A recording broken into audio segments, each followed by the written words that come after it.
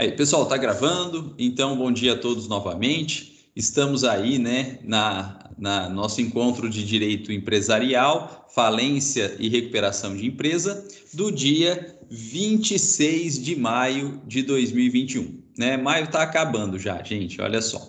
E na semana passada, nós estávamos trabalhando aquela tabela de ordem de pagamento dentro de uma falência, né? A famosa ordem concursal. Né? E aí nós vimos que paga-se primeiro os créditos urgentes, né? Antecipação de salário, deep finance, depois as restituições, aí depois paga os créditos extra concursais, que são aqueles créditos, todos eles, independente da natureza, vencidos, né? Após a decretação de falência, justamente para viabilizar a decretação de falência, e aí então paga-se os créditos concursais, né? E a gente analisou um por um desses créditos concursais aí, né? E com isso, nós finalizamos a ordem de pagamento, né? E a única coisa que falta é que quando o administrador judicial, então, ele finaliza esses pagamentos, e finalizar os pagamentos significa acaba o dinheiro, né? Não é acaba os credores, é acaba o dinheiro, né? Então, finaliza os pagamentos, acaba o dinheiro. O administrador judicial vai comunicar o juiz que acabou o dinheiro, né? Onde quer que esteja, né? Em que ponto da tabela, né? Da ordem concursal que esteja. O administrador comunica ao juiz que acabou o dinheiro e o juiz, então, ele profere a sentença de encerramento, pondo fim, então, à segunda fase de falência. Né? Era esse comentário que faltava aí. Né? Onde acabar o dinheiro, não tem jeito. Né? E aí, então, o administrador judicial comunica o juiz e o juiz profere, então, a sentença de encerramento, aí, pondo fim à segunda fase de falência. Se não tem dinheiro, não tem mais como continuar. Pessoal, e é nessa sentença de encerramento que o juiz vai verificar onde de fato parou. Porque se parou antes dos quirografários, o juiz ele não dá quitação dos débitos falimentares. Ele não dá quitação dos débitos falimentares. Porém, se nessa sentença de encerramento o juiz verificar que houve dinheiro suficiente, né, conforme informações do próprio administrador judicial, para pagar pelo menos 25% dos créditos quirografários, na sentença de encerramento, se conseguiu pagar pelo menos 25% de encerramento, o juiz dá quitação total. Então veja que a sentença de encerramento, o nome já diz, ela é uma sentença que encerra a segunda fase de falência porque não tem mais dinheiro para continuar a pagar. Porém, não necessariamente ela vai dar a quitação. A quitação vai ser analisada pelo juiz e aí, se for o caso, ele dá a quitação. Se não for o caso, ele não dá a quitação. Se não pagou nem 25% dos créditos quirografários, o juiz profere a sentença de encerramento, mas não dá quitação. Agora, se o juiz verifica que de fato pagou pelo menos 25% dos créditos quirografários, o juiz profere a sentença de encerramento e dá a quitação. Então, sentença de encerramento sempre há. Acabou o dinheiro, não tem como continuar. Né? O que pode haver ou não dentro da sentença de encerramento é a quitação. Né? Isso é uma confusão que acontece bastante. Né? As pessoas acham que a sentença de encerramento é a que dá a quitação. Não, sentença de encerramento é que encerra porque acabou o dinheiro. A quitação vai depender da análise do juiz no tocante ao volume de créditos pagos. Pagou 25, além de encerramento, quitação. Não pagou 25% dos quirografários, né? Sim, encerramento, mas sem quitação. Né? Bom, esse era o ponto que faltava para a gente terminar, né, o nosso conteúdo da aula passada. E agora, pessoal, a gente pode começar um conteúdo novo, né, que está no slide referente aí, à terceira fase do processo falimentar. que, se eu não me engano, é o slide de número 28, né? Nós estamos aí no slide, então, de número 28 aí, né? Justamente agora para falar, então, da terceira fase do processo falimentar, que é a reabilitação. Pessoal, a reabilitação é tranquila, né? É a fase mais tranquila aí do processo falimentar. Por quê? Porque a reabilitação, ela visa, o nome já diz, reabilitar. E o que significa reabilitar? Significa retirar a proibição, né, para que a empresa, o empresário, os sócios voltem a exercer atividade empresarial. Nós já vimos isso, né? Quando é proferida a sentença declaratória de falência, pondo fim à primeira fase e imediatamente iniciando a segunda fase, o juiz, ele proíbe os sócios, o empresário, de exercer atividade empresarial. Ou seja, eles não podem administrar empresa mais. Eles não podem administrar empresa mais. E essa proibição, ela é uma precaução, que se os caras já faliram uma empresa, não vamos deixar eles administrando outra para correr o risco aí de falir outra, né? Então é uma precaução. E essa proibição, ela perdura até a terceira fase de falência, que é a fase de reabilitação. E a terceira fase, reabilitação, visa justamente tirar essa proibição, retirar essa proibição, para que eles voltem, então, a exercer atividade empresarial. Pessoal, e é interessante notar que, enquanto não reabilitado, esses empresários, esses sócios que voltarem a administrar uma outra empresa, eles estarão cometendo crime de exercício ilegal de atividade, que é um crime próprio, que é o crime específico da lei de falência também. Olha lá, exercer atividade para o qual foi inabilitado, né? Ele foi inabilitado na sentença declaratória ou incapacitado por decisão judicial nos termos dessa lei, que é a lei de falência, pena reclusão de 1 a 4 anos e multa, né? É um crime próprio da lei de falência. Se voltar a exercer atividade empresarial enquanto não reabilitado na terceira fase, ele estará, então, cometendo crime de exercício ilegal da atividade. E veja que a pena não é tão pequena, não, né? A pena não é tão pequena. Veja, não é detenção, é reclusão, que é uma pena maior, e de 1 a 4 anos, então, né? De 1 até cabe suspensão condicional do processo, né? Mas 4 anos aí não é infração de menor potencial ofensivo, não cabe transação penal, não pode resultar até uma pena, né, um pouco maior aí. Bom, então, evidentemente que os empresários, que os sócios, eles têm interesse em se reabilitar, porque aí eles vão poder voltar a exercer a atividade empresarial, que é o métier, né, que é a atividade econômica, lucrativa, de manutenção dessas pessoas, né, e também vão evitar a incidência de crime, né, de serem processados criminalmente. Então, é evidente que eles têm interesse em se reabilitar.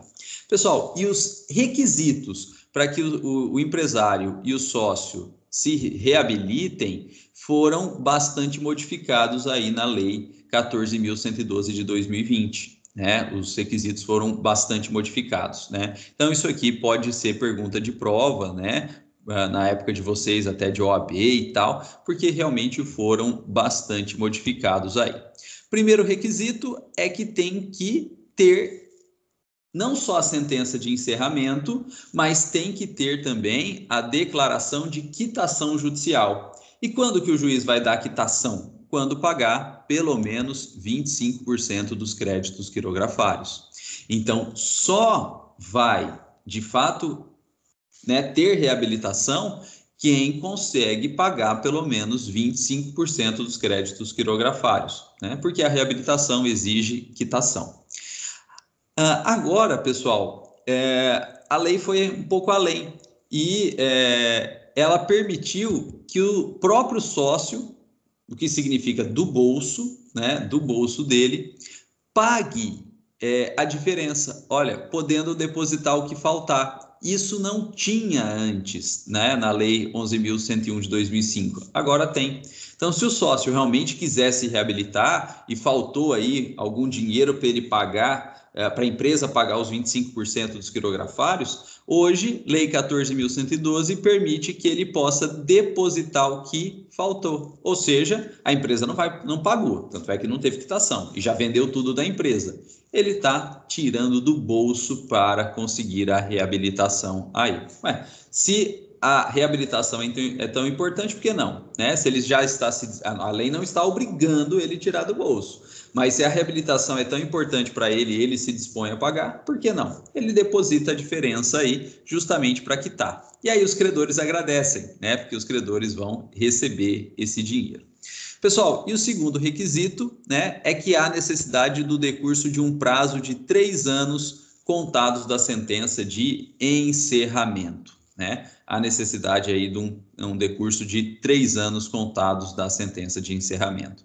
Esses são os requisitos, né? E é importante a gente decorar, né? Esses são os requisitos, é importante a gente decorar.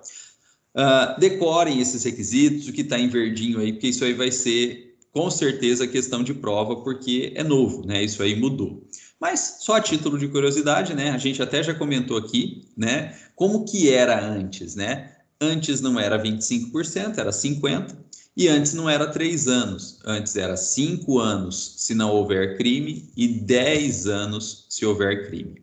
Então, né, não vou repetir aí para não gerar confusão, mas veja que houve uma facilitação à reabilitação. A lei diminuiu a gravidade dos requisitos, o rigor dos requisitos, né? Houve uma facilitação à reabilitação. E isso foi de propósito, né? A intenção da lei foi realmente facilitar a reabilitação. Por quê? Porque por conta da pandemia vai quebrar um monte de gente, né? E se a gente deixar todo mundo inabilitado, ninguém vai poder exercer atividade empresarial mais. E aí, se ninguém exerce atividade empresarial, não tem empresa. Se não tem empresa, não tem recuperação econômica da sociedade pós-Covid. Então, a lei pensou o seguinte, olha, tudo bem, é uma precaução tirar esses caras do mercado, né? Porque eles já quebraram uma empresa. Mas agora, em tempos de Covid, às vezes a culpa nem foi do cara. Então, por uma situação, né, excepcional realmente que nós estamos vivendo, imprevista, imprevisível aí, o cara quebrou. Não foi culpa dele, foi pela situação. E aí o cara fica fora do mercado e não abre mais empresa. E se não abre mais empresa, ninguém abre empresa, não tem desenvolvimento econômico, a gente não sai do buraco, a gente não sai da crise econômica.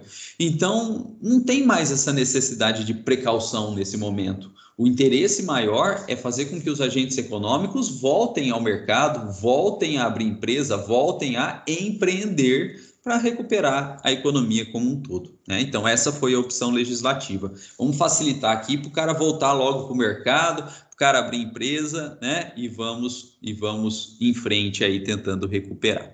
Então, essa foi a opção legislativa, facilitar a reabilitação, né? Tornar mais fácil, tornar mais rápido a reabilitação. Bom, pessoal, e o procedimento de reabilitação é super tranquilo, né? O procedimento de reabilitação é super tranquilo. O reabilitando, né? O reabilitando, que é aquele que quer se reabilitar, ele vai fazer um requerimento judicial ao juiz, né? Na verdade, ele vai desarquivar o processo de falência, né? Ele vai desarquivar o processo de falência, porque 3 anos de encerramento ele já está arquivado, né? Então, ele vai desarquivar o processo de falência e vai aí requerer, então, a sua reabilitação por simples petição ao juiz. Não é petição inicial, é uma simples petição ao juiz, né? O que a gente chama aí de petição intermediária, né? Direto ao juiz aí.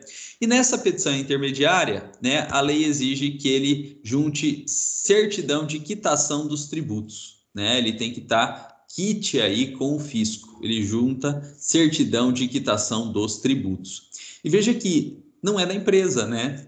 Não é da empresa, é dele, né? É dele pessoal, né? Essa certidão de quitação. E por que não é da empresa? Não é da empresa porque a empresa está até encerrada já, né? Então não tem como ter tributo relativo ao exercício, né? Não tem como, a empresa está encerrada. Então, essa certidão aí de quitação é pessoal dele, né? O CPF dele aí, que ele está quite com o fisco. E aí, então, ele requer para o juiz a reabilitação. O juiz vai abrir vista para o MP vai fazer a sua manifestação processual aí, né, que a gente chama de cota. O MP, quando ele se manifesta aí, né, no processo, o nome técnico da manifestação processual do MP é a cota, né? O MP ele vai fazer a sua cota de manifestação aí, ou concordando com a reabilitação, ou discordando da reabilitação, enfim, o MP é livre, né? Autonomia funcional aí do MP, do Ministério Público. Ele pode concordar com a reabilitação ou não. Mas, assim, é só uma questão de verificação dos requisitos legais. Se o juiz verificar que houve sentença de encerramento, e sempre há, que nessa sentença houve quitação de 25% dos quirografários, ou então que pelo menos o reabilitando depositou a diferença, o que faltava para os 25% dos quirografários, né? A diferença aí para o que faltava aí aos 25% dos quirografários, e que já passou 3 anos de tudo isso, né? Já passaram aí 3 anos de tudo isso, o juiz profere então a sentença de reabilitação. E a sentença de reabilitação é uma sentença declaratória, né? Declaram, então, reabilitado o falido, né? Ou os sócios do falido. É só isso, né? A sentença de reabilitação é uma sentença declaratória. Declaro reabilitado o falido, né? Ou o sócio do falido. E a partir disso, ele faz uma cópia, né, dessa sentença declaratória, com a certidão aí do trânsito em julgado dela, e anda com ela no bolso, né? Ele vai voltar a exercer atividade empresarial, né? Inclusive, ele vai abrir empresa, se registrar na junta comercial como empresário individual ou como sócio administrador de empresa, ele vai se registrar. E aí, claro, né, para se garantir, ele vai ter sempre que mostrar essa sentença declaratória aqui. Olha, estou exercendo atividade empresarial, mas estou reabilitado. Mostra a sentença. Vai lá na junta comercial se registrar como empresário individual, vai fazer o requerimento de firma individual, junta a sentença declaratória lá para a junta não negar. Vai registrar um contrato social em que ele é sócio administrador, junta aí, né, a sentença de reabilitação, sentença declaratória de reabilitação, para documentar que ele de fato está reabilitado e não tem nenhum problema aí. Pessoal, e quando profere então a sentença de reabilitação, o juiz devolve o processo ao arquivo, né? Proferiu sentença de reabilitação, acabou. Juiz devolve o processo ao arquivo. E com essa devolução do processo ao arquivo após a sentença de reabilitação, termina de vez o processo de falência. Né? Olha aqui, fim do processo de falência. Acabou o processo de falência. Bom, nós levamos um tempo razoavelmente grande aí falando do processo de falência, da primeira, da segunda e agora da terceira fase, porque realmente é um processo longo. E na prática, né, a tramitação de um processo desse demora anos. Isso não é realmente um processo rápido, né? A tramitação que demora anos. Você pegar falências de grandes empresas, né, as aviações aí, Varig, VASP, né, 20 anos tramitando, 30 anos tramitando, né, porque realmente é um processo muito complexo, né, ele depende mais de circunstâncias fáticas do que circunstâncias jurídicas, procedimentais, né? Então acaba demorando bastante mesmo aí. Mas esse é o fim do processo de falência. Depois da sentença declaratória de reabilitação, devolve ao arquivo e acabou-se o processo de falência.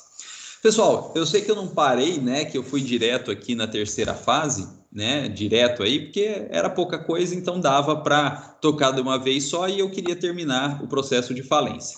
E agora eu abro para vocês. Alguém tem alguma dúvida no tocante aos créditos e a ordem concursal desses créditos na falência? Alguém tem alguma dúvida no tocante à sentença de encerramento? Alguém tem alguma dúvida no tocante à reabilitação do falido?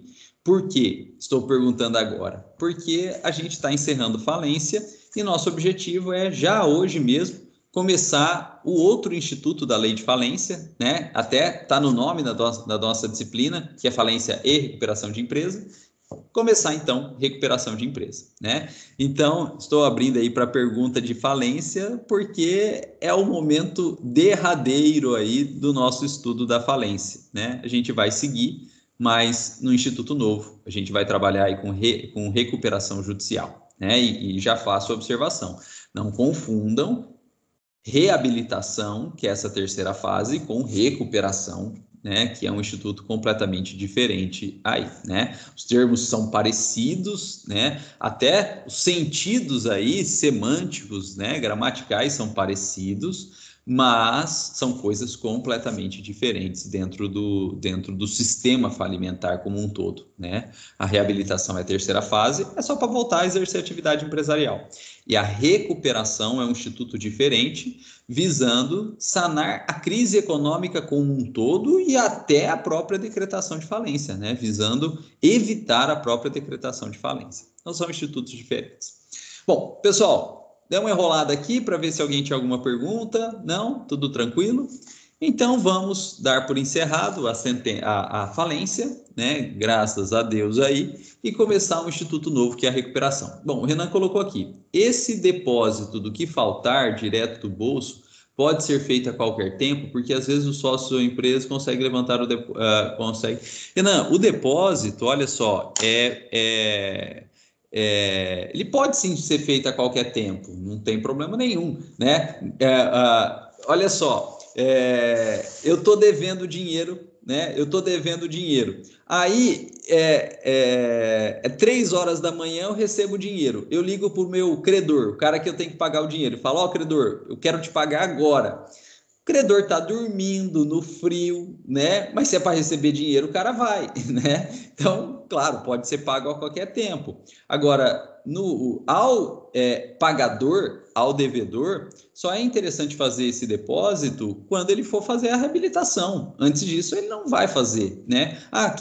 Que adianta pagar antes? Nada, né? Ele vai pagar, mas ele não vai ter nada porque ele tem que esperar um prazo de 3 anos. Então, ele só vai fazer esse depósito depois que ele, né, que já correu o prazo de 3 anos, quando o depósito for, de fato, gerar algum benefício para ele, que é a reabilitação, né?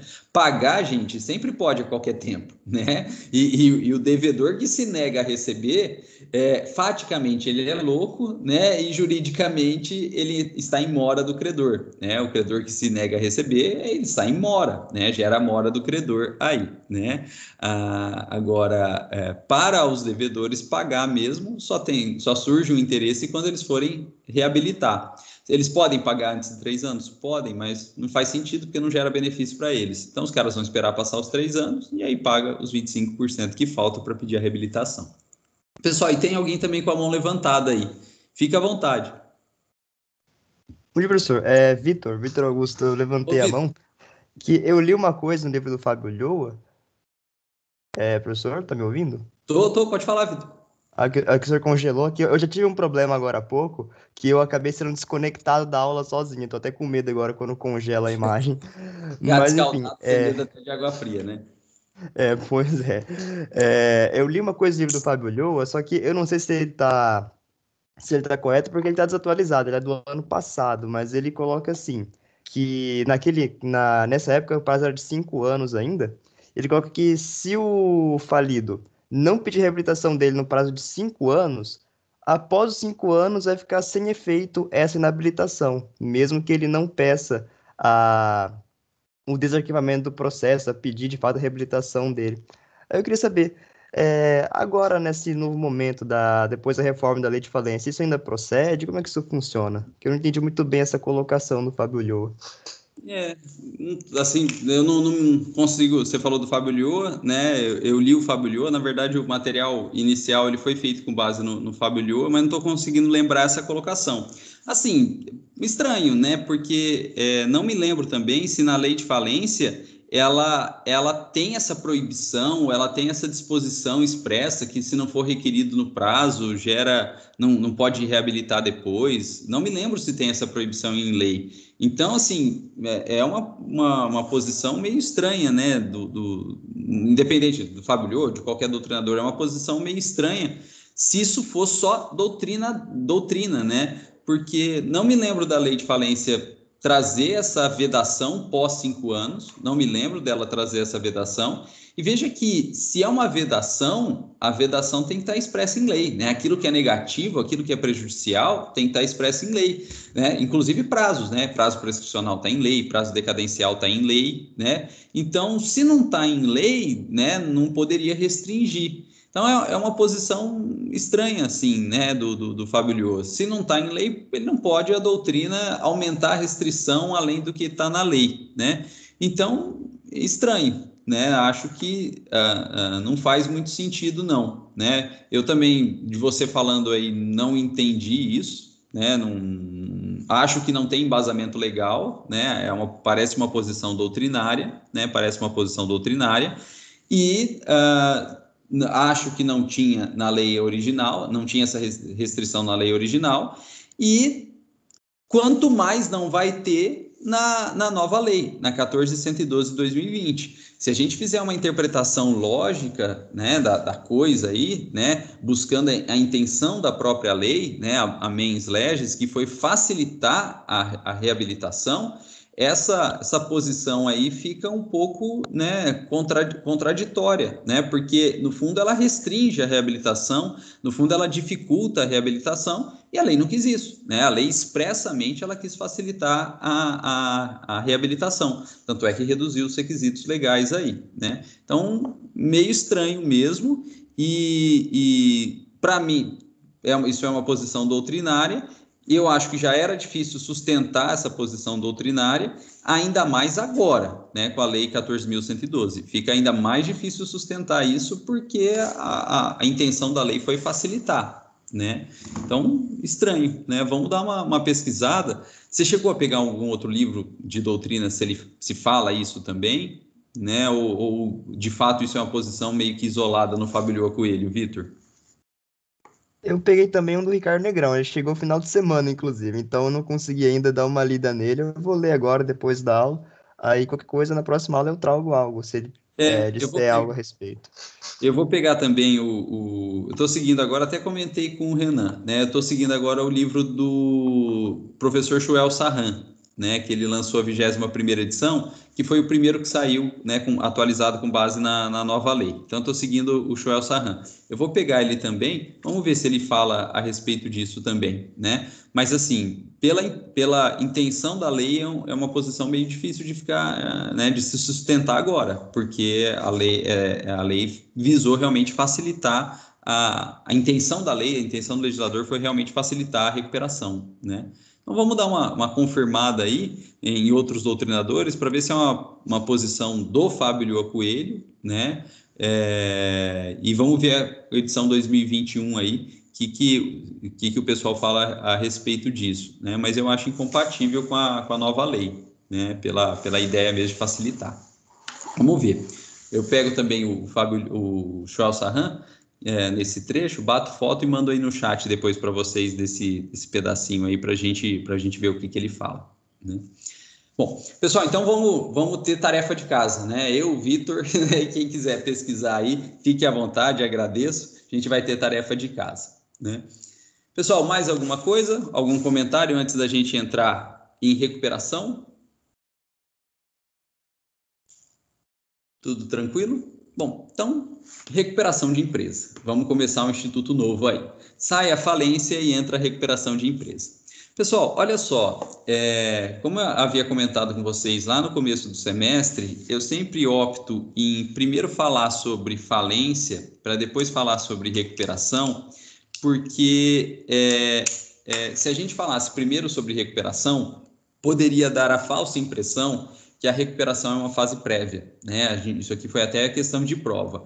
E a recuperação não é uma fase prévia, né? Não é uma fase prévia. Por quê? Porque pode ter recuperação e depois falência. Tentou recuperar, não conseguiu, aí decreta falência. Mas não necessariamente pode ter falência sem ter tido recuperação, né? E para provar que pode ter falência sem ter tido recuperação, primeiro a gente vê a falência, né? Claro que em algum momento ali aparece a recuperação, que é na manifestação da empresa falida, né? Quando ela é citada aí, ela pode contestar, ela pode fazer o depósito elisivo, ela pode contestar e fazer o depósito elisivo, mas ela pode também requerer a sua recuperação. Então, é claro que desmembra, na falência ali, sai um braçozinho e vai para a recuperação. Mas pode ter recuperação direto, sem ter tido falência, né? Pode ter recuperação direto, sem falência, pode ter falência sem recuperação. Então, são dois institutos diferentes aí. Bom, e o que é a finalidade da recuperação de empresa? Pessoal, a finalidade da recuperação de empresa é sanar crise econômica, né? É evitar que a empresa, então, seja fechada, né? A recuperação de empresa é sanar crise econômica, é evitar que a empresa seja fechada. E nisso, né, a gente tem que reconhecer que o legislador foi muito feliz, né, ao usar o termo recuperação, né, porque o termo recuperação de empresa, ele é autoexplicativo, né? O que é a finalidade da recuperação de empresa? Sanar crise econômica e recuperar a empresa, né, tirar a empresa do buraco, manter a empresa operando aí. Pessoal, e a recuperação, ela é baseada na ideia de que a empresa operando, ela gera função social, né? Ela gera função social, ela gera benefícios sociais, que numa linguagem econômica a gente chama de externalidades positivas, porque a empresa operando gera emprego, gera desenvolvimento tecnológico, gera renda para trabalhadores e ao entorno, pratica fatos geradores tributários e, portanto, recolhe tributo, né? Então, a empresa funcionando gera todo um benefício social, um benefício econômico muito grande. Então, a gente tem, sim, interesse em manter as empresas funcionando. Pessoal, a recuperação de empresa, ela foi criada no direito brasileiro na Lei 11.101 de 2005, né?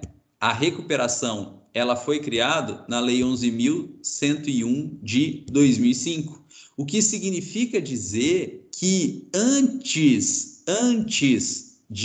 da Lei 11.101 de 2005, não existia recuperação de empresa. O que existia parecido com a recuperação de empresa antes da Lei 11.101 de 2005 era a antiga concordata. Então, o instituto que visava sanar a crise econômica, né, e tirar a empresa do buraco, né, antes da Lei 11.101 de 2005, era a concordata, né? E a concordata, ela era prevista nesse decreto-lei aqui, 7661 de 45, né? Mas veja que a concordata, prevista aí no decreto 7661 de 45, era um instituto, né, já antigo, né? E na verdade, muito limitado, muito inefetivo, né? Então, uma empresa que entrasse em concordata, ela estava tentando se recuperar, mas a chance dela conseguir se recuperar dentro de uma concordata era praticamente zero, né? A chance da empresa conseguir se recuperar numa concordata era praticamente zero. Então, a concordata não funcionava, né? A concordata não funcionava, e por isso que a concordata foi revogada, e com a Lei 11.101 de 2005, ela foi substituída aí pela recuperação de empresa. O que significa dizer que depois da Lei 11.101 de 2005, a gente não tem mais concordata. A concordata está revogada aí. Agora, se vocês fizerem alguma pesquisa no site dos tribunais, vocês vão ver que ainda tem processo de concordata. Um ou outro, mas ainda tem sim processo de concordata tramitando. E aí vocês vão perguntar, mas professor, mas você não falou que não tem mais? Sim, não tem mais, porque a concordata foi revogada. Então, desde a Lei 11.101 de 2005, a gente não pode começar mais processo de concordata. Não pode começar mais processo de concordata, porque não tem mais. A concordata foi revogada. Agora, processos de concordata iniciados antes da Lei 11.101 de 2005 continuaram como concordata, né? Eles não foram extintos, né? Eles continuaram como concordata.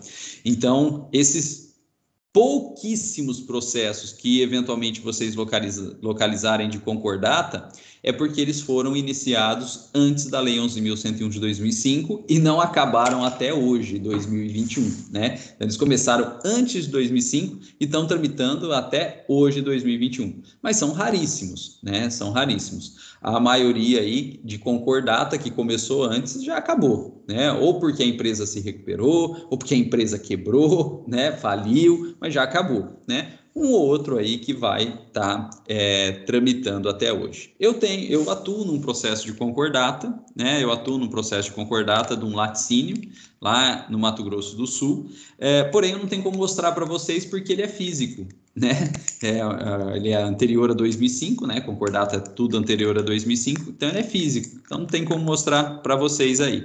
E se fosse aqui perto, né, alguma comarca aqui perto, até dava para ir buscar, mas ele está lá no Mato Grosso do Sul, comarca de Paranaíba, né, de um laticínio, então não tem como mostrar para vocês, mas eu recebo publicação dele até hoje, né? Deu uma parada agora, né, que os fóruns ficaram fechados, então o processo físico não correu, mas eu recebo publicação dele até hoje, ele está tramitando aí uma concordata de laticínio. Bom, e aí vocês podem me perguntar, professor, por que a concordata não funcionava? A concordata não funcionava porque ela era extremamente limitada. Ela não funcionava porque ela era extremamente limitada. E por que ela era extremamente limitada? Olha só, primeira limitação dela, a concordata só abarcava créditos quirografários. A concordata só abarcava créditos quirografários. Todos os demais créditos daquela ordem concursal que a gente comentou, né, as antecipações de salário, né, agora o Deep Finance, na época nem tinha isso, né, as restituições, os créditos trabalhistas, os créditos com garantia real, os créditos tributários, antigamente tinha os privilegiados, né? Nada disso entrava em concordata. Nada disso entrava em concordata. Só entrava em concordatos quirografários.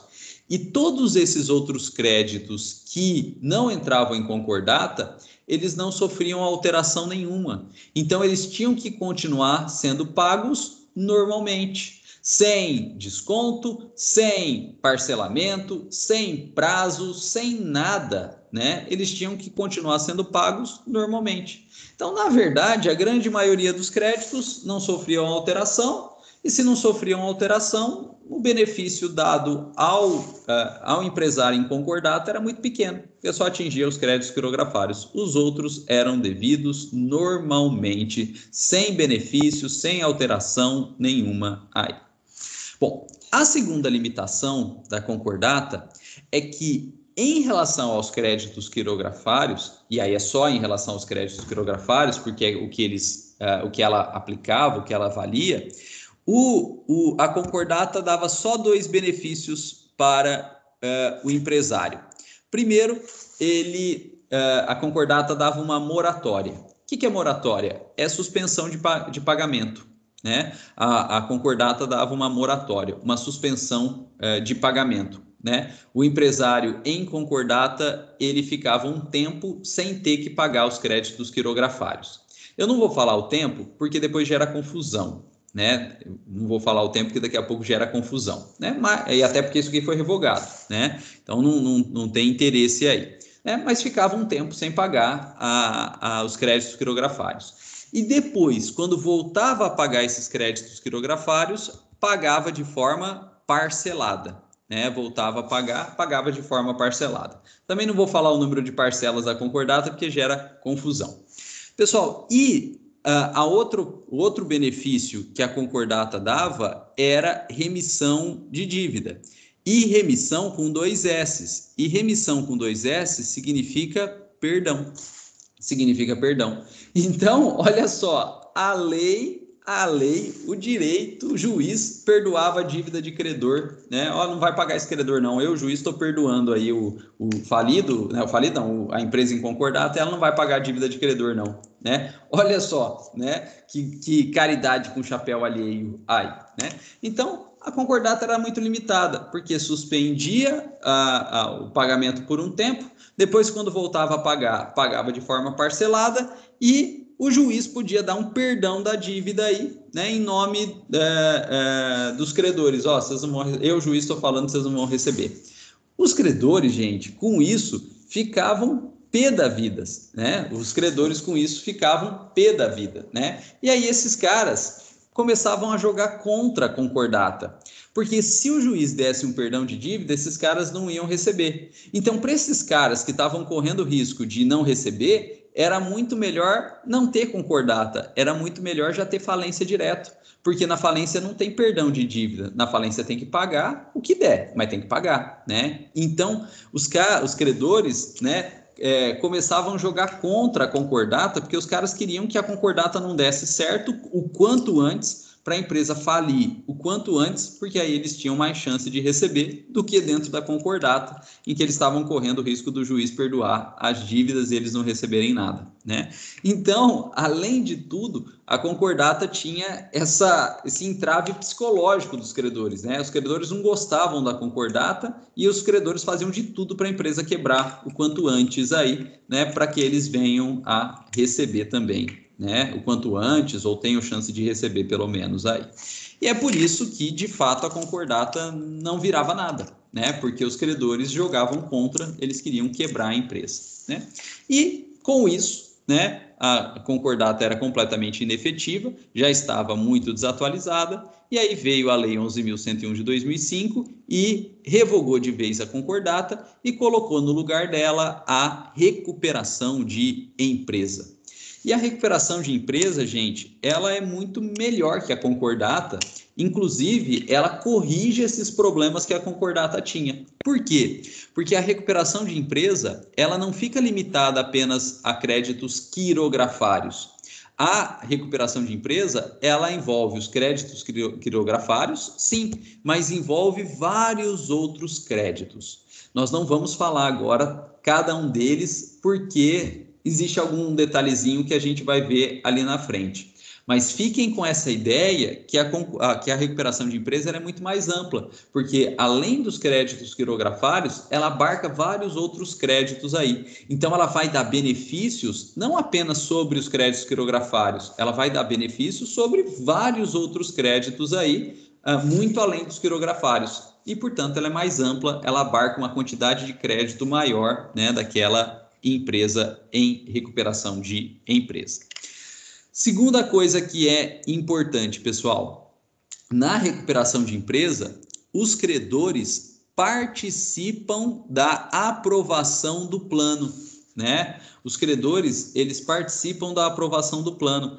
Então, os credores, eles são chamados para analisarem se aquela recuperação é viável, se aquela empresa está operando de forma correta, se ela está pagando de forma correta, de modo que a recuperação, ela aproxima os credores da empresa, né? E se eles analisarem o plano, verem que está tudo funcionando, eles não vão jogar contra a recuperação. Pelo contrário, eles vão ajudar a própria recuperação, porque estão vendo aí que a empresa está se esforçando e tem chance da empresa se recuperar. E se a empresa se recuperar, ela vai pagar tudo, né? E ao passo que se a empresa quebrar, pode ser que fique coisa para trás sem pagar e pode ser que eles não recebam, né? Então, a recuperação, ela tem um efeito psicológico favorável aí, porque ela traz os credores para junto da empresa, né? Eles participam aí da aprovação do plano.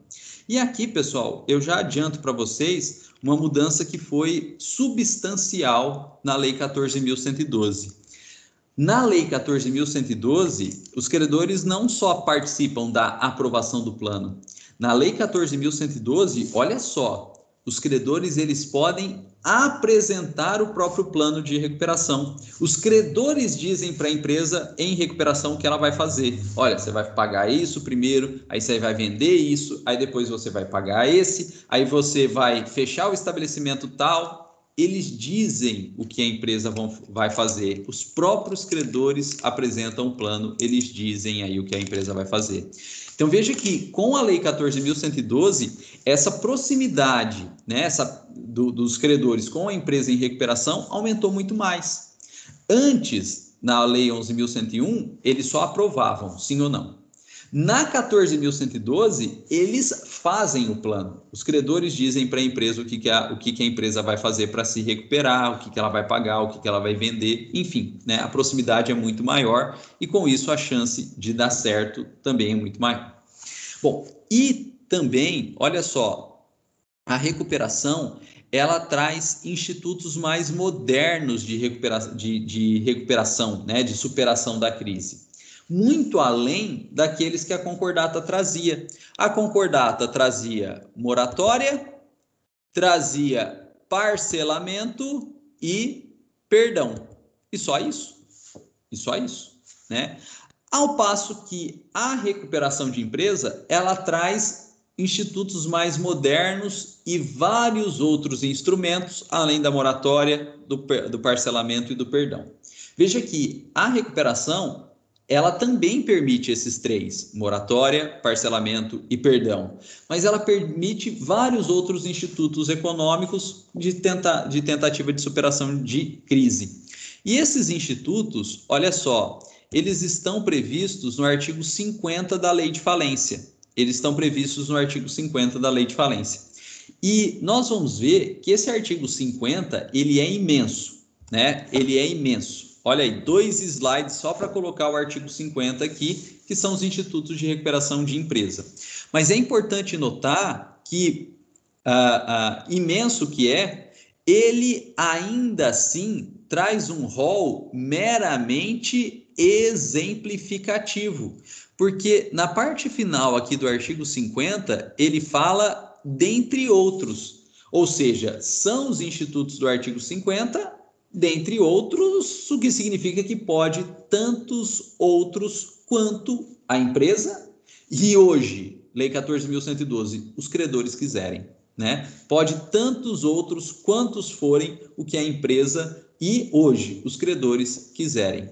Então, na verdade, tudo aquilo que a empresa entender e os credores entenderem que é eficiente para sanar a crise econômica pode ser feito em recuperação de empresa. Hoje não tem limitação. Qualquer coisa que entender que é importante, que é eficiente para sanar a crise econômica, pode ser feito em recuperação.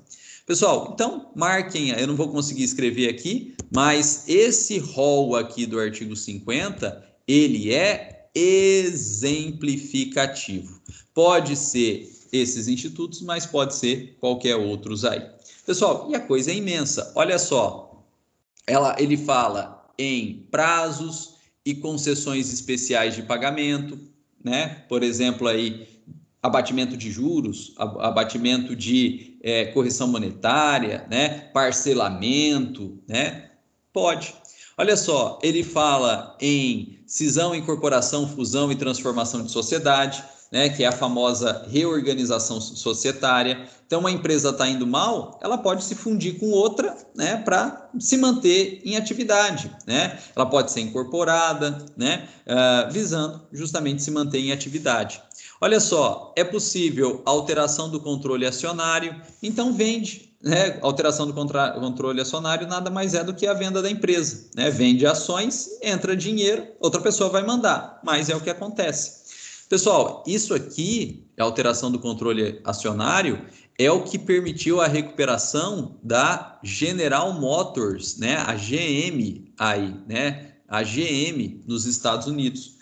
Porque a GM, né, lá pós-crise de 2008, ela tinha como seu principal credor o governo dos Estados Unidos, né? Ela devia tributo, né, ao governo dos Estados Unidos. E sabe o que a GM fez? Ela emitiu ações, não valia nada, né? Porque ela estava quase quebrando, né?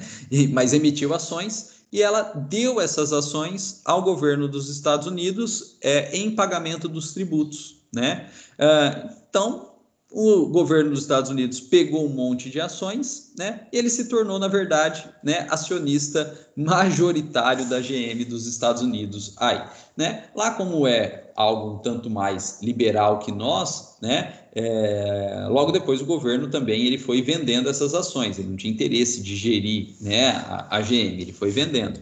Mas a forma de quitação da dívida da GM para ela não quebrar foi emitir ações e dar para o governo dos Estados Unidos em troca de tributo. E aí vocês vão perguntar, professor, mas por que o governo dos Estados Unidos pegou as ações da GM se ela estava para quebrar? Porque o governo não é burro, né? O governo lá é esperto. E o que aconteceu?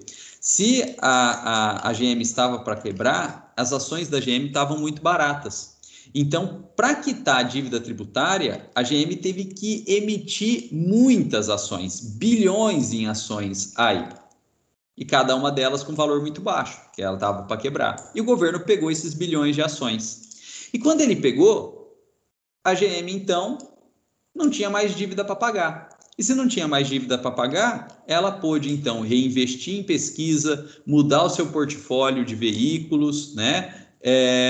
E com isso ela voltou a ter mercado, voltando a ter mercado, voltou a vender, voltou a ter lucro e se recuperou. Essa é a ideia. E quando ela se recupera, como toda empresa que se recupera, o que acontece com o valor das ações dela? Subiu.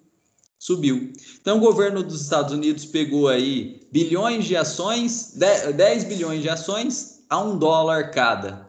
E aí quando ela se recuperou, cada uma dessas ações subiu de preço, foi aí para $100. Então, tinha 10 bilhões de ações a $1 cada, 10 bilhões de dólares. Quando ela se recuperou, cada ação saiu de $1, foi para $100, aí você multiplica, né? $100 por 10 bilhões de ações, olha o quanto o governo dos Estados Unidos lucrou, né, com essa brincadeira, entre aspas, da General Motors aí. Essa recuperação da GM. Então foi algo interessante para o próprio governo dos Estados Unidos. É por isso que ele pegou as ações, porque ele não é burro, né? Ele sabe que as ações estavam muito desvalorizadas, então não valia nada, aí ele pegou. Mas ele sabia que com isso a GM se recuperaria e as ações subiriam de preço e ele, governo, teria um lucro. E na verdade, assim, isso era fundo perdido, né? Porque a GM estava a vias de quebrar. E se ela quebrasse, o governo também não ia receber os tributos, né? Não tinha patrimônio para pagar os tributos. Então, era fundo perdido mesmo, né? Ou os tributos estavam a fundo perdido se a empresa quebrasse, ou as ações muito baratas também estariam a fundo perdido, né? Porque se a empresa não se recuperasse. Então, foi uma ajuda, de fato, do governo dos Estados Unidos. Ele apostou e apostou bem, né? Porque a empresa não quebrou e as ações valorizaram aí. Pessoal, olha só, também é possível substituição dos administradores, né? O cara está indo mal, a recuperação, né, permite a substituição aí dos administradores. É possível aumento do capital social, que na verdade é injetar dinheiro ali dentro da empresa, né? Porque se aumenta o capital social, esse capital social ele tem que ser integralizado. E integralizar nada mais é do que transferir dinheiro dos sócios, né, para a empresa. Então, horrível aqui, né? Então, a integralização do capital social nada mais é do que injetar dinheiro dentro da empresa aí, né? Injeta dinheiro lá, e aí ela passa a ter dinheiro para enfrentar os seus compromissos, né? Nossa, ficou horrível, né? Esquece isso aqui, esquece. Né? Bom, pessoal, é possível também, olha só, trespasse e arrendamento de estabelecimento empresarial. O que é isso? É a venda do estabelecimento. Uma empresa pega um estabelecimento e vende para outra empresa fazendo cash, né? Fazendo dinheiro aí. Agora começa a parte que dói no bolso da gente, né? Assalariado aí. É possível até redução salarial, é possível redução salarial, porém, pessoal, olha só, aí não é algo tão fácil. Por quê? Porque para que haja redução salarial, exige acordo ou convenção coletiva, né? E acordo ou convenção coletiva depende da participação do sindicato, né? Então, é previsto em lei, sim, redução salarial, porém, a lei vincula essa redução salarial a acordo ou convenção coletiva com participação do sindicato, né? É o que a gente vê, por exemplo, pessoal, nas notícias aí do ABC Paulista, né, em que o sindicato dos metalúrgicos são muito fortes, né? Tudo que vai ter de renegociação aí salarial, o sindicato pega pesado, né? Então é a forma de controle, de proteção dos próprios trabalhadores aqui. Pessoal, é possível aí dação em pagamento de bens, né, novação de dívida, né, fazer acordo de dívida, né, refinanciamento de dívida aí, eu devo 100, mas não tem como pagar 100. Você aceita 30 para quitar o 100? Se aceitar, beleza, né, houve uma novação, né, e dação de valor para pagar a dívida, mas ninguém dá o valor total, você dá um valor mais baixo, né? Isso chama deságio, né? A recuperação de empresa, ela trabalha muito com deságio de dívida, né? A empresa reconhece a dívida em 100, mas ela não vai ofertar pagamento em 100, ela vai ofertar um valor mais baixo, né? Ela vai fazer um deságio das dívidas aí. E a recuperação até às vezes consegue deságios grandes, 60%, 70%, né, da dívida aí. O cara paga 30 como se ele tivesse pagado 100. Olha que beleza, né? Deságio de 70%, ele paga 30 como se ele tivesse pagado 100. Deságio de 60%, ele paga 40 como se ele tivesse pagado 100, né? Então é vantajoso aí, né? E continua falando em constituição de sociedade de credores, falando de venda de bens, né? Falando em dação de usufruto da empresa, quer dizer, outro que vai administrar aquela empresa, né? Falando em administração compartilhada, falando em emissão de valores mobiliários, né? E valor mobiliário aí, o principal é realmente as ações, que foi o que a GM dos Estados Unidos fez também, né? Emitiu ações aí, transferindo, na verdade, o controle acionário para, né, o governo dos Estados Unidos. É possível, mas veja que a ação, ela é o principal valor mobiliário, né, mas não é o único valor mobiliário. Existem vários outros valores mobiliários e títulos que a empresa pode emitir, como debêntures, commercial paper, bônus de subscrição, partes beneficiárias. Tudo é possível, né? Tudo é possível, né? Emitir debêntures aí, vendendo debêntures no mercado e com essa venda arrecadando dinheiro, né? É possível, não tem problema nenhum aí, né? Pessoal, e também fala em constituição de sociedade de propósito específico. Constituição de sociedade de propósito específico. O que é uma sociedade de propósito específico? É aquela que é criada para um determinado propósito, para fazer um determinado fato, e normalmente ela é por prazo determinado, né? A sociedade por propósito específico, ela é normalmente por prazo determinado. Ela serve para aquilo, feito aquilo, ela é extinta, né? Ela é extinta aí, né? Então, uma sociedade, na verdade, por prazo determinado.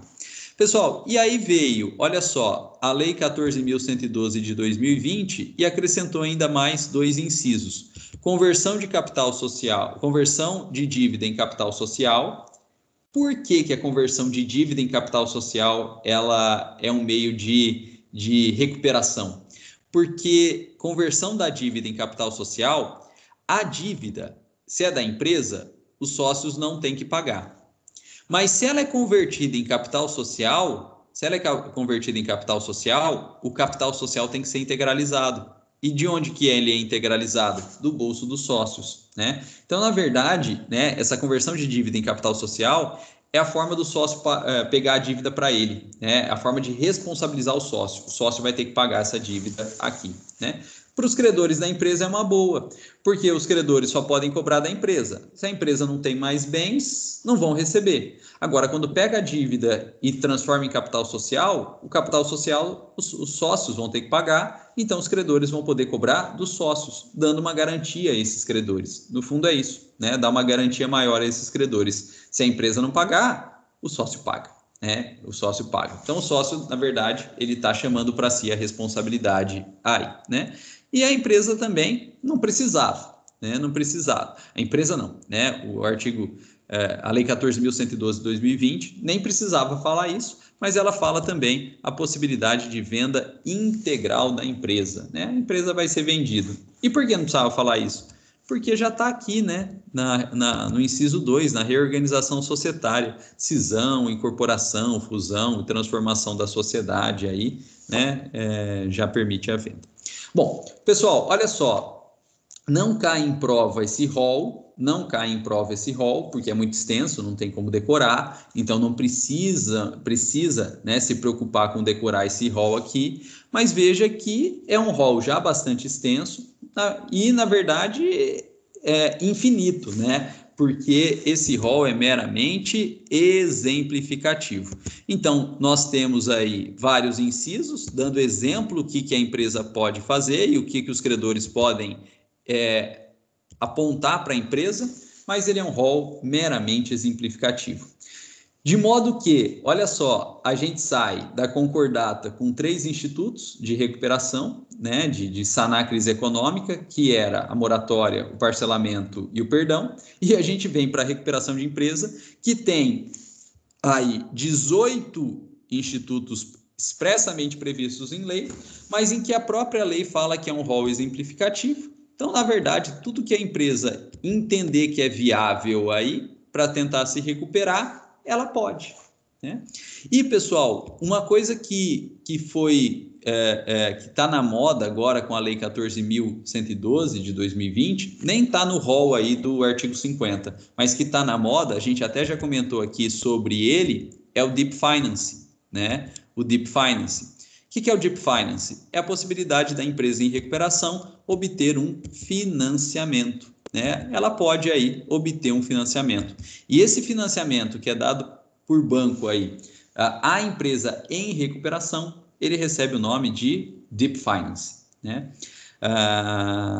Então, nem está no rol do artigo 50, mas está na moda, né? É uma inovação trazida aí pela Lei 14.112 de 2020, que é a possibilidade da empresa obter financiamento bancário.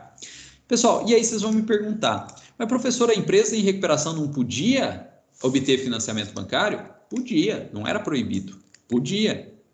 Mas isso não quer dizer que ela conseguia obter o financiamento, porque quem que ia dar dinheiro bom para a empresa em recuperação, correndo o risco dela quebrar e não receber? Ninguém, né? Então os bancos não emprestavam dinheiro para a empresa em recuperação. E aí que foi criado pela Lei 14.112 o Instituto do Deep Finance, né? E por quê? E o que é esse instituto? A gente já viu. O Deep Finance é uma preferência no pagamento de financiamentos obtidos por recuperação, por empresa em recuperação. O Deep Finance, esse financiamento, ele se a empresa quebra, se a empresa tem a falência decretada, paga-se primeiro ele, né? E se paga primeiro ele, o banco fala, beleza, vou emprestar. Porque se é emprestos, mas se a empresa quebrar, eu vou ser pago antes. E se eu vou ser pago antes, eu vou receber. Com isso, diminui o risco de perda e diminuindo o risco de perda, aumenta o incentivo para o banco emprestar dinheiro para a empresa em recuperação, ele não emprestava antes, e até diminuindo o risco, diminui os juros cobrados pelo banco nesse empréstimo, né? Então, foi uma sacada bacana da Lei 14.112, né, com a criação do Deep Finance, que é essa preferência no pagamento de empréstimos feitos à empresa em recuperação. Pessoal, e com isso, a gente terminou, né, essa parte mais geral da recuperação de empresa aí, comparando com a concordata e já aproveitando para ver, né, a inovação trazida pela Lei 14.112, que é a possibilidade dos próprios credores apresentarem um plano. Antes eles só aprovavam, agora eles apresentam um plano, eles falam o que a empresa tem que fazer. E já aproveitamos também para ver, né, a grande gama de atitudes que a empresa pode ter, né, rol exemplificativo, para tentar se recuperar, que é o artigo 50. Agora, a gente precisa estudar as modalidades de recuperação, né? Mas antes de estudar as modalidades de recuperação, vamos abrir aí. Alguém tem alguma dúvida? Alguém tem alguma pergunta a esse respeito inicial aí, né? Dessas considerações iniciais sobre recuperação? Fiquem à vontade, né? Dúvida? Um questionamento, comentário? Não? Pessoal, então vamos seguir aí, né, para o estudo das modalidades de recuperação. Por quê? Porque recuperação de empresa é gênero. E dentro do gênero recuperação de empresa, nós temos 3 espécies de recuperação, né? Então, recuperação de empresa é gênero. E dentro do gênero recuperação de empresa, nós temos 3 espécies de recuperação. A primeira espécie é a recuperação extrajudicial. A segunda espécie é a recuperação judicial comum. E a terceira espécie é a recuperação judicial especial. Então, essas são as 3 espécies de recuperação de empresa. Primeira espécie é a recuperação extrajudicial. A segunda espécie é a recuperação judicial comum. E a terceira espécie é a recuperação judicial especial. E a gente vai estudar cada uma delas. Pessoal, a recuperação extrajudicial, ela é chamada de extrajudicial porque ela é fora do poder judiciário. Recuperação extrajudicial, ela é fora do poder judiciário. Então, ela é feita sem processo. A recuperação extrajudicial, ela é extrajudicial porque ela é fora do poder judiciário, o que significa dizer que ela é feita sem processo. Não existe processo de recuperação extrajudicial, que é feito fora do poder judiciário, né? Enquanto que, olha lá, a recuperação judicial, o nome já diz, ela é judicial porque ela é feita dentro do poder judiciário. E feita dentro do poder judiciário, ela é com processo, né? Então, existe processo aí de recuperação judicial. Existe processo de recuperação judicial. Pessoal, e aí só para comparar, olha só, nós vimos agora então que é possível sim fazer recuperação fora do Poder Judiciário, que é a recuperação extrajudicial. Mas é possível também fazer recuperação dentro do Poder Judiciário, que é a recuperação judicial. Não confundam com a falência. Não confundam com a falência. Porque a falência, ela é sempre judicial. A falência, ela é sempre judicial. Não existe falência extrajudicial. Não existe falência fora do poder judiciário. A falência, ela é sempre judicial, né? E as questões de prova costumam cobrar isso, né? E costumam tentar induzir vocês em erro, né? Induzir a gente em erro, falando aí que a falência seria fora do poder judiciário. Falso. A recuperação de empresa, ela tem sim uma modalidade fora do poder judiciário, mas a falência não tem. A falência é sempre judicial. Bom, pessoal, e a recuperação judicial, que é essa feita dentro do poder judiciário, né? A recuperação judicial, que é essa feita dentro do poder judiciário, ela se subdivide em recuperação judicial comum, que é a usada para as médias e grandes empresas, né? Então, recuperação judicial comum, né, que é usada para médias e grandes empresas. E também se subdivide, né, que é a terceira espécie de recuperação de empresa, em recuperação judicial especial. E a recuperação judicial especial, olha só, ela é especial porque ela é específica para microempresa e empresa de pequeno porte. Só microempresa e empresa de pequeno porte pode fazer recuperação judicial especial. Recuperação judicial especial, ela é exclusiva para microempresa e empresa de pequeno porte. E aqui vem uma coisa, no mínimo, inusitada, né? Aqui vem uma coisa, no mínimo, inusitada.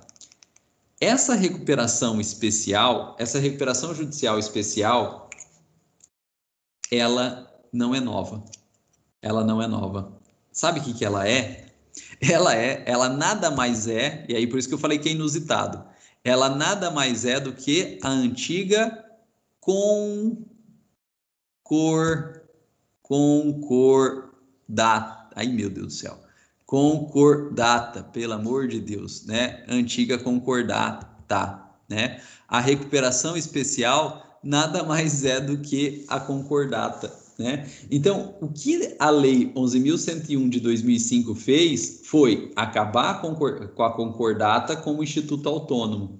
Mas a Lei 11.101 de 2005 pegou aquelas regras de concordata, pegou as regras de concordata e transformou em recuperação judicial de microempresas e empresas de pequeno porte, né? Então, o que era concordata antes para toda e qualquer empresa, hoje são as mesmas regras.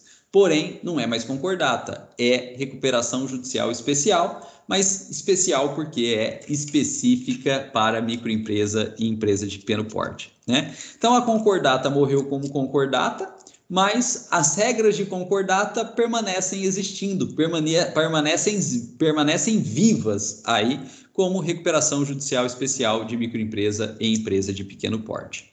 E, pessoal, são as mesmas regras e agora a gente pode falar de detalhes a respeito disso, só para ir memorizando, porque eu sei que vocês ficaram na cabeça, né, e eu falei que não ia falar, né, e não podia falar naquele momento para não gerar confusão, porque foi revogado. Agora a gente pode falar. Olha lá, essa recuperação judicial especial de microempresa e empresa de pequeno porte, como ela se baseia nas regras de concordata, ela só abarca créditos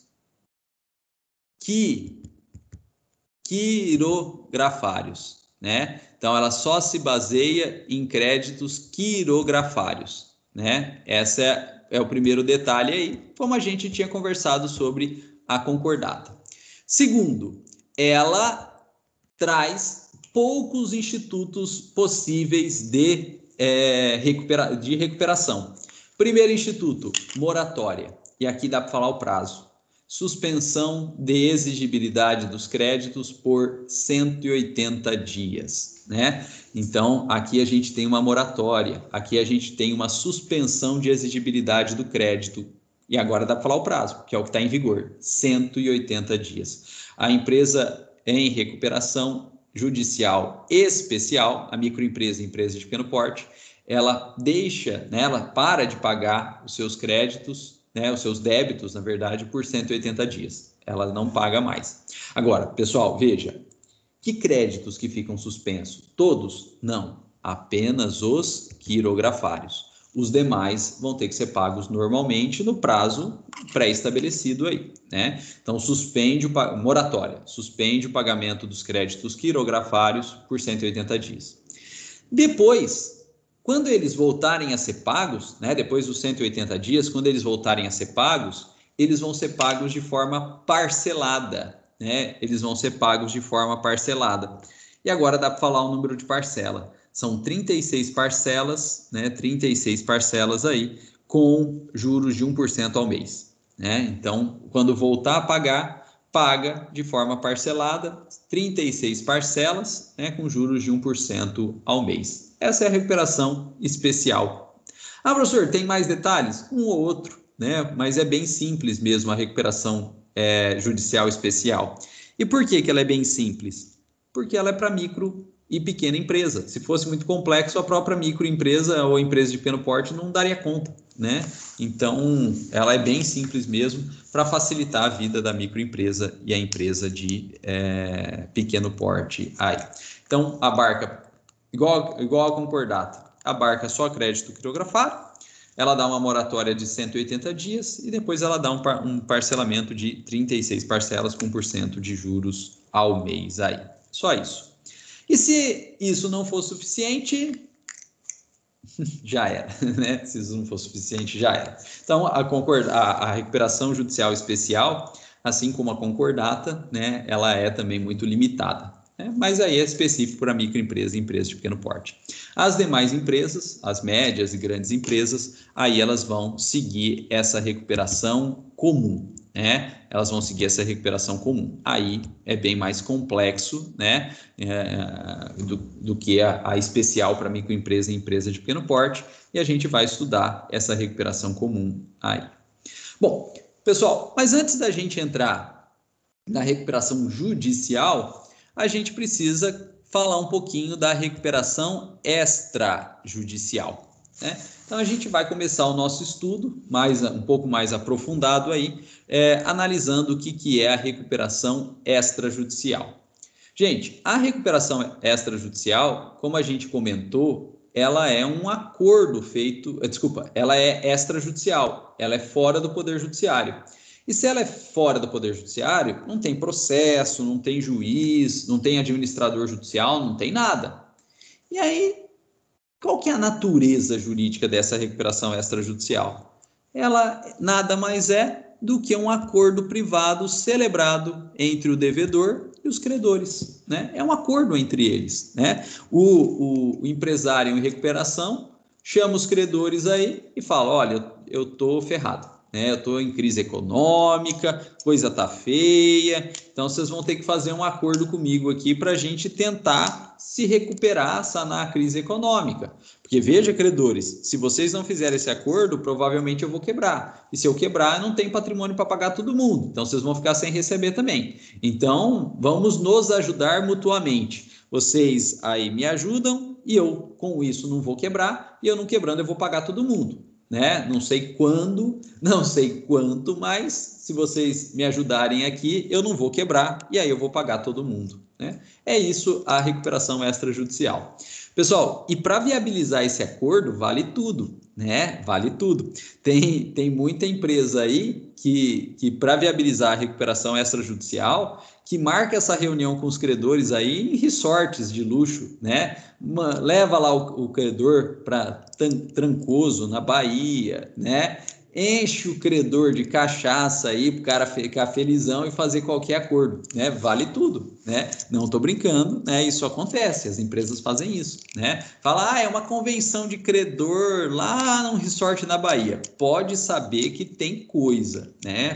Ou Gramado, né? Olha, agora a gente está no frio, então a convenção de credores da empresa lá em Gramado, no Rio Grande do Sul, no frio.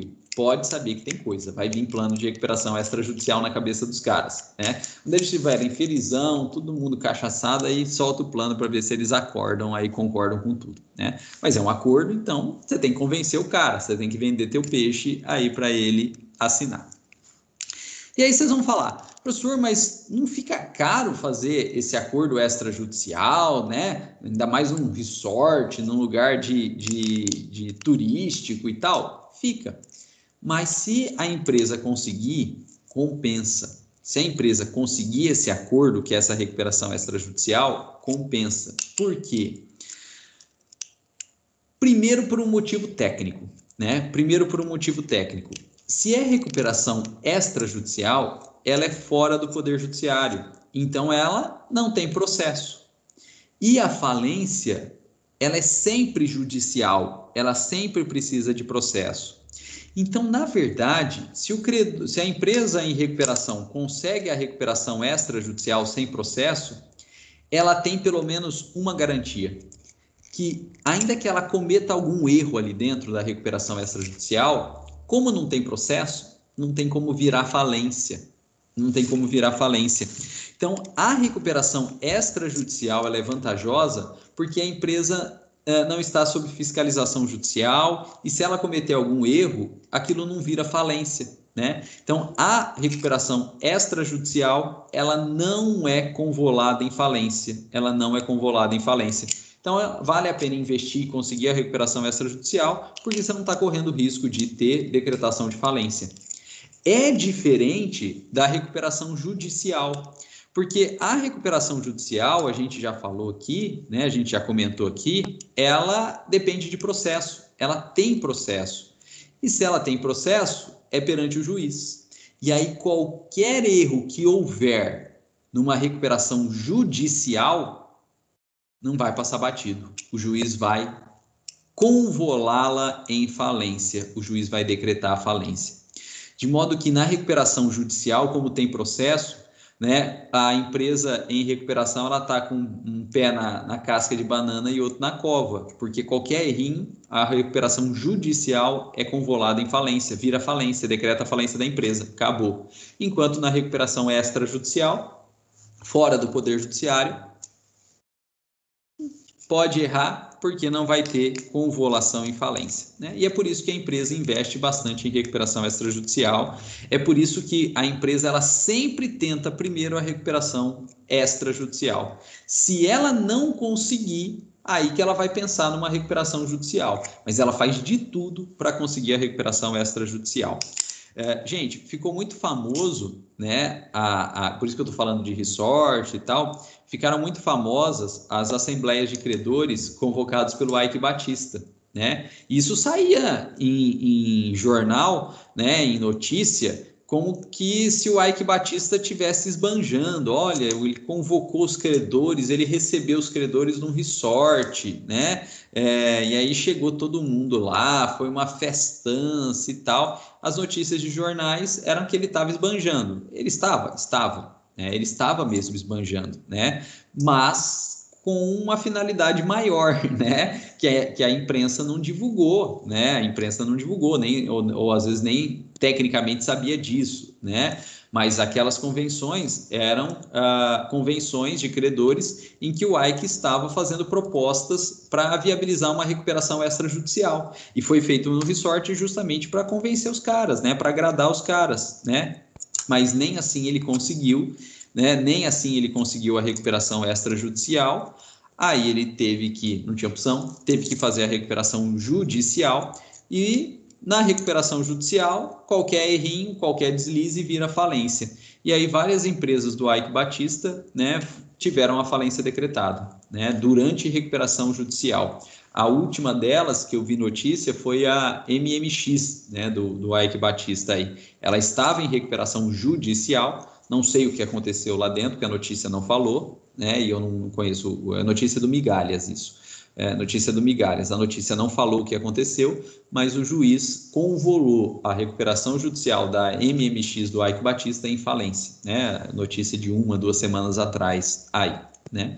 Se lá atrás, quando começou a crise do Eike Batista, ele tivesse conseguido convencer os credores a fazer a recuperação extrajudicial, não teria chegado a esse ponto, né? Não teria chegado a esse ponto.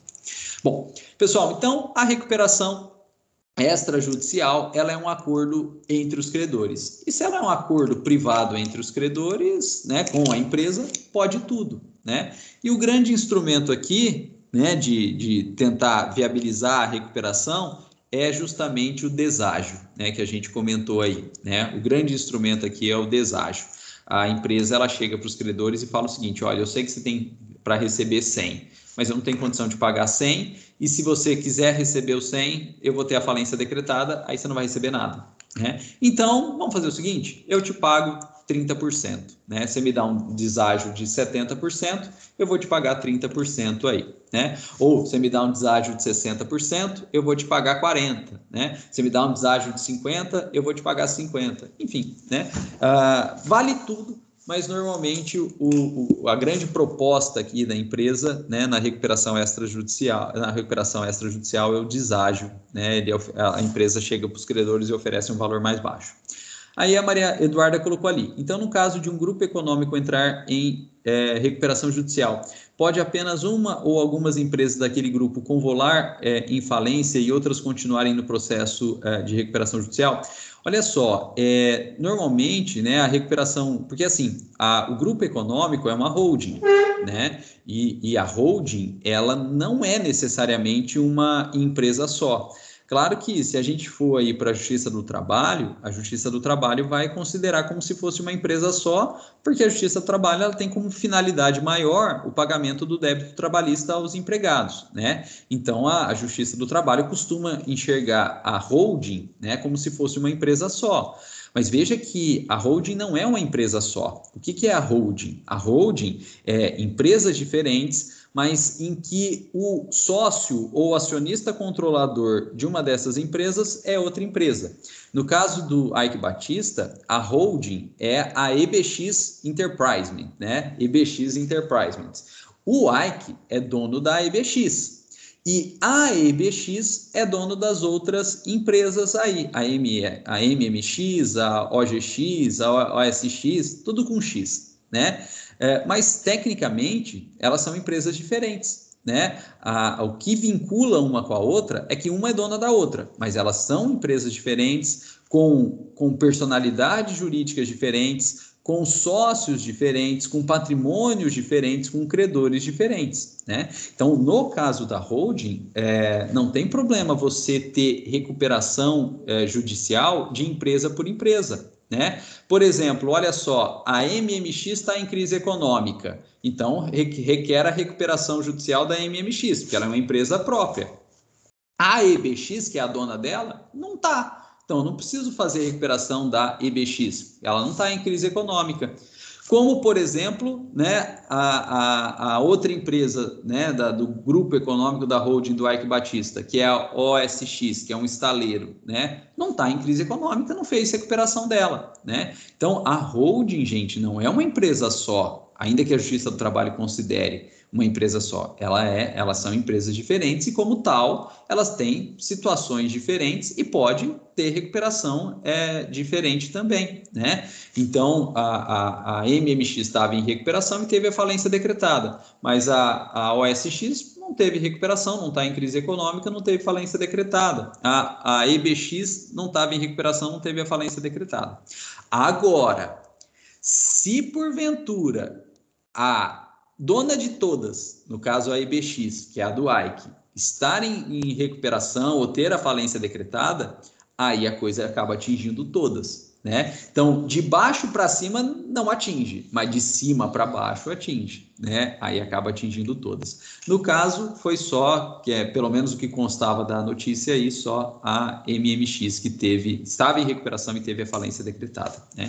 Então, pessoal, holding, né, como Instituto de Direito Empresarial, são empresas diferentes. Uma é dona da outra, mas daí? Um sócio pode ser dono de quantas empresas? Não tem problema nenhum. Então, há uma ligação entre elas pela propriedade, mas elas são empresas diferentes, com personalidades diferentes e com patrimônios diferentes, né? Exceto para a Justiça do Trabalho, né? Que desconsidera e pega tudo aí. Bom, pessoal, e aqui, né, o único requisito que a lei traz para que haja, né, que seja cumprido para que haja recuperação extrajudicial é que não pode ter tido recuperação judicial ou falência em menos de 2 anos, né? Então, para que haja de fato, para que seja possível recuperação extrajudicial, não pode ter tido recuperação judicial e não pode ter falência com menos de 2 anos. Agora, olha só, o que a lei fala é em recuperação judicial, é em falência. Então, na verdade, não pode ter tido processo anteriormente, né, com menos de 2 anos. Mas a recuperação judicial não é processo. Então, nada impede de ter tido uma recuperação extrajudicial com menos de 2 anos e menos de 2 anos do término da recuperação extrajudicial anterior, fazer uma nova recuperação extrajudicial, né? Uma extra prévia não impede uma extra futura.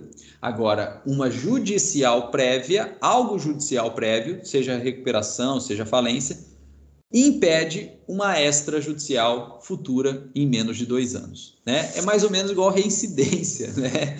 Mais ou menos igual reincidência aí, né? Então, uma extra prévia não impede extra futura, mas uma judicial prévia impede uma extra futura com menos de 2 anos aí. Esse é o único requisito da lei, né? Esse é o único requisito da lei. Bem tranquilo, né? Bem tranquilo aí dele ser cumprido, né? Bom, pessoal, e para a gente meio que já ir finalizando aí, né? Até em razão do adiantado da hora, olha só, a recuperação extrajudicial, ela é um acordo extrajudicial feito entre os credores. Inclusive, a gente brincou aqui, né? Feito em resort, feito aí em Gramado, em cidades turísticas, quando os caras estão, né, os credores estão manguaçados aí para aceitar qualquer tipo de proposta, né? O Ike Batista fez isso. E é um acordo extrajudicial aí. Agora, né, será que esse acordo extrajudicial ele pode ser homologado judicialmente? Será que esse acordo extrajudicial de recuperação judicial ele pode ser homologado judicialmente? E a resposta é: pode. Ele pode. E pode mesmo. O verbo é poder, não é dever. Por quê? Porque essa homologação ela é facultativa. Essa homologação ela é facultativa. Então, o acordo extrajudicial de recuperação extrajudicial, ele pode ser homologado judicialmente. Ele não é obrigatório que ele seja homologado judicialmente. Ele pode ser homologado. Então, é uma homologação facultativa. Na verdade, vai ser os credores e a empresa, né, em recuperação extrajudicial, que vão optar se homologa ou não. Eles não são obrigados, mas são os próprios credores e a própria empresa em recuperação que vai optar se homologa ou não. E qual seria a vantagem de homologar, né? O que se ganharia com essa homologação? Pessoal, se homologado, aquele acordo extrajudicial, que seria um título executivo extrajudicial, se homologado, ele vira um título executivo judicial. E se ele for descumprido, então, dá para fazer cumprimento de sentença. Olha que interessante. Se homologa, aquele acordo que era extrajudicial, até era título executivo, mas extrajudicial, ele se transforma em título executivo judicial. E se ele for descumprido, é possível fazer cumprimento de sentença. Então, na verdade, a própria empresa ela não tem muito interesse em homologar. A empresa em recuperação extrajudicial ela não tem muito interesse em homologar, né? Quem vai ter de fato interesse em homologar são os credores, porque se a empresa descumpre, né, o título já homologado, os credores vão poder fazer cumprimento de sentença. Agora, pessoal, volto a dizer, a recuperação extrajudicial, ela nunca se convola em falência. Então, veja, ainda que homologado, se for descumprido, no máximo se faz cumprimento de sentença. E mesmo que homologado, ela não tem convolução em falência, né? Então, ainda que homologado, ela não tem convolução em falência. O único benefício da homologação é transformar em título executivo judicial. Então, se a empresa não paga, se a empresa descumpre, os credores podem fazer cumprimento de sentença, mas, né, não convola em falência. Mesmo homologado, não convola em falência.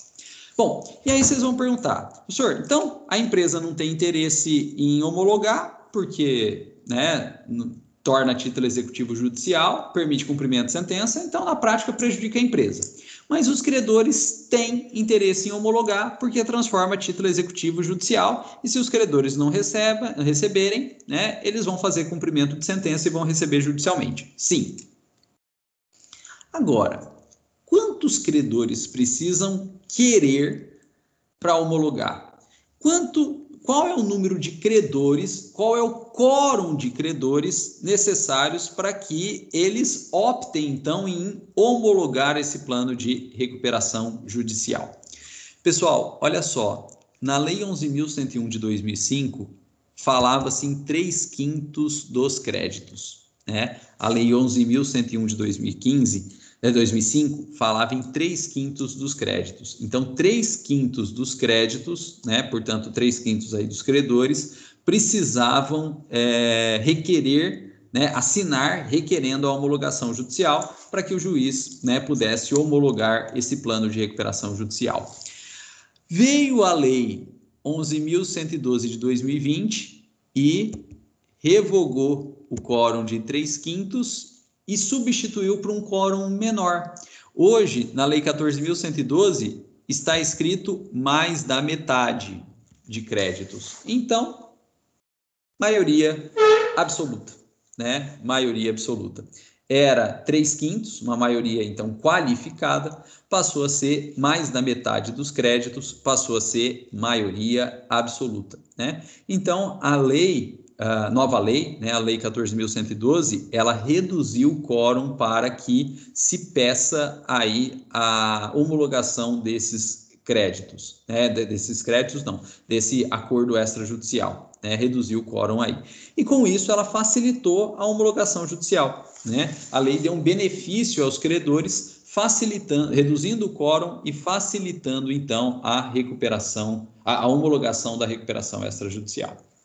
Pessoal, e essa homologação, ela é chamada, né, de crawl-down, né? Essa homologação aqui, ela é chamada de crawl-down. Por quê? Porque hoje, né, maioria absoluta. Então, se mais da metade dos credores assinarem requerendo a homologação judicial, o juiz vai homologar. Não importa que a outra metade não queira que homologue, e não importa nem que a empresa não queira que homologue. Se mais da metade, se maioria absoluta dos credores assinarem aí requerendo a homologação, o juiz vai homologar. Não importa que os outros credores não queiram, não importa que a empresa não queira. Então, esse quórum de mais da metade aqui dos credores acaba passando por cima dos outros credores e da própria empresa. E é por isso que isso chama crawl-down. Crawl-down, né, em inglês, significa goela abaixo, né? Significa goela abaixo. Então, se mais da metade dos credores assinarem requerendo a homologação, o juiz homologa, goela abaixo dos demais credores aí e goela abaixo da própria empresa. Os demais credores, ainda que não queiram, não tem como evitar. A empresa em recuperação, ainda que não queira, não tem como evitar. É empurrado goela abaixo aí. É o crawl-down, né? E aí, claro, né, esses credores devem contratar aí um advogado, né, o Zagalo, para ele requerer o crawl-down, né, o Zagalo, né, que falava aí, né, vai ter que me engolir, é mais ou menos isso aqui, né, mais da metade requer, os outros credores não têm opção, eles vão ter que engolir. Pessoal, então fiquem espertos aí, né, no tocante ao quórum do crawl-down na homologação da recuperação extrajudicial. Era 3/5, agora virou maioria absoluta, mais da metade dos créditos aí. Bom, pessoal, e aqui para a gente finalizar, apesar do adiantado da hora, só vou dar uma pincelada, né? A gente havia comentado que a recuperação de empresa, ela é muito mais ampla que a concordata. Por quê? Porque a concordata, né, lembrem aí, ela só atua, né, ela só dá benefício sobre crédito quirografário, né, ela só dá benefício sobre crédito quirografário. Enquanto que a recuperação de empresa, a gente falou que ela atua sobre o quirografário, ela dá benefício sobre o quirografário, né, e ela dá benefício para diversos outros créditos, né, que a empresa falida, a empresa em recuperação tenha, né, dentre aquele rol, né, de ordem concursal dos créditos. Porém, pessoal, a recuperação, ela também não abarca todos os créditos da falência. Já ampliou bastante em relação à concordata, porque a concordata era só quirografário. Então, ampliou bastante. A recuperação abarca os quirografários e vários outros créditos, mas ela ainda não abarca todos os créditos de uma falência. Ela não abarca ainda todos os créditos de uma falência. E, por isso, a gente tem que estudar aí que existem alguns créditos que estão excluídos da recuperação. Existem alguns créditos que estão excluídos da recuperação. E aqui tem uma diferença grande. Grande não, uma diferença mínima, né? Na verdade é mínima, não é grande, é mínima. Existe uma diferença mínima, né, entre a recuperação extrajudicial e a recuperação judicial. Por quê? Porque a recuperação extrajudicial ainda exclui menos do que a recuperação judicial. A gente vai ver depois que a recuperação judicial exclui mais créditos do que a recuperação extrajudicial. Pessoal, e os créditos aí que estão excluídos da recuperação, eles estão previstos no artigo 161 da Lei de Falência, com alterações trazidas pela Lei 14.112 de 2020. Então, para a próxima aula, eu vou pedir para vocês darem uma olhadinha aí no artigo 161 da Lei de Falência, já com a redação da Lei 14.112 de 2020, e nós vamos estudar os créditos excluídos da recuperação de empresa. Pessoal, e para finalizar, eu trago para vocês a crítica que a doutrina faz nesse aspecto em relação à Lei 14.112 de 2020. Por quê? Porque a grande maioria desses créditos já eram excluídos da recuperação na época da Lei 11.101 de 2005. E veio a Lei 14.112 de 2020 e manteve essa exclusão. E a doutrina, então, critica a Lei 14.112 porque, na verdade, ela deveria ter modificado essa exclusão. Ela deveria ter excluído menos, ou seja, ela deveria ter incluído mais créditos na recuperação de empresa, né? E a doutrina fala que a Lei 14.112, então, ela perdeu a melhor das oportunidades que a gente teve até hoje de diminuir a exclusão e de incluir mais créditos dentro da recuperação de empresa. E por quê? Que a doutrina gostaria que a Lei 14.112 tivesse incluído mais créditos na recuperação de empresa. Pessoal, quanto mais créditos tiverem incluído na recuperação, mais créditos vão ser beneficiados, né? E quanto mais créditos beneficiados, maior a chance de recuperar a empresa. Então, se a ideia da Lei 14.112 de 2020 é mesmo, facilitar a recuperação, intensificar a recuperação, uma forma de facilitar, de intensificar, seria incluir mais crédito, mas ela não fez, né? E a doutrina fala, então, que ela perdeu a melhor das oportunidades que teve até agora de ampliar a abrangência da recuperação de empresa, facilitando a recuperação de empresa ou tornando mais efetiva essa recuperação de empresa. E os créditos excluídos, que já eram da Lei 11.101 de 2005 e que se mantiveram na Lei 14.112 de 2020, nós vamos estudar, então, na semana que vem. Pessoal, agradeço aí a paciência, né, e a presença e a paciência de vocês, né? Desejo uma excelente semana, bom final de semana, e a gente se vê, todo mundo bem, todo mundo com saúde, se Deus quiser, na quarta-feira que vem. Um abraço a todos. Pessoal, mas a gente continua aqui, né, batendo um papo. Caso haja dúvida, caso haja questionamento,